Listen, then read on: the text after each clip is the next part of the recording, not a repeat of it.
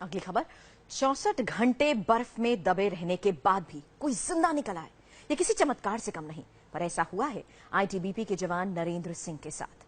नरेंद्र सिंह अपने 4 साथियों के साथ दुनिया की सबसे ऊंची 7वीं चोटी माउंट धौलगिरी पर चढ़ाई के लिए गए थे, लेकिन बीच रास्ते में ही उनका अपने साथियों से संपर्क टूट गया। वो 64 घंटे तक बिना कुछ खाए पिए करीब -30 डिग्री के तापमान में 8,167 मीटर की ऊंचाई पर अकेले फंसे रहे। नरेंद्र समेत 4 और जवानों को धौलगिरी के बेस कैंप से एयरलिफ्ट किया गया और 24 मार्च को एम्स के ट्रॉमा सेंटर में भर्ती कराया गया। नरेंद्र का 3 महीने तक इलाज चलेगा।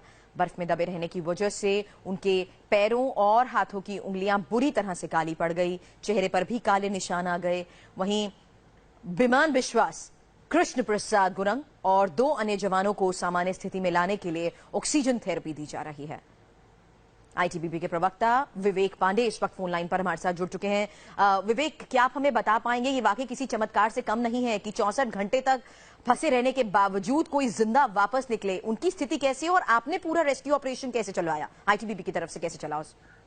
जी देखिए, आपको बताना चाहूंगा सचमुच एक चमत्कार ही है, क्योंकि इस ऑल्टीट्यूड पे लगातार लगभग 2.5 दिन तक बाहर रहना और सरवाइव करना कहीं ना कहीं आईटीबीपी की जो ट्रेनिंग है और जो माउंटेनियरिंग जिसको मैं कहूंगा उसकी जीत है। और चूंकि वहाँ हेलीकॉप्टर भी नहीं जा सकते, ऑल्टीट्यूड के बाद आपको मालूम होगा 25,000 ऊपर, और वो ऐसी स्थितियां थी जहाँ पर माउंटेनियर खुद ही आपस में एक दूसरे को सहयोग करते हैं। तो जब एक माउंटेनियर को ये देखा गया कि वो ज्यादा बीमार हो रहा है, उसको बचाने के लिए जो साथी थे उन लोगों ने कोशिश करनी शुरू की। उनकी मूवमेंट काफी स्लो हो गई और इस वजह से वो बहुत धीरे धीरे नीचे लौट पाए। रात हुई, 2 रातें उन्होंने वैसी कंडीशन में, मैं कहूँगा कई बार -40 तक की कंडीशन सेंटीग्रेड की टेम्परेचर की हुई, लेकिन फिर भी उन्होंने अपने आप को बचाए रखा। ये दृढ़ इच्छा शक्ति ही थी, मुझे लगता है कहीं ना कहीं उनकी ट्रेनिंग थी और उनका मोराल था, जिसकी वजह से वापस आए हैं।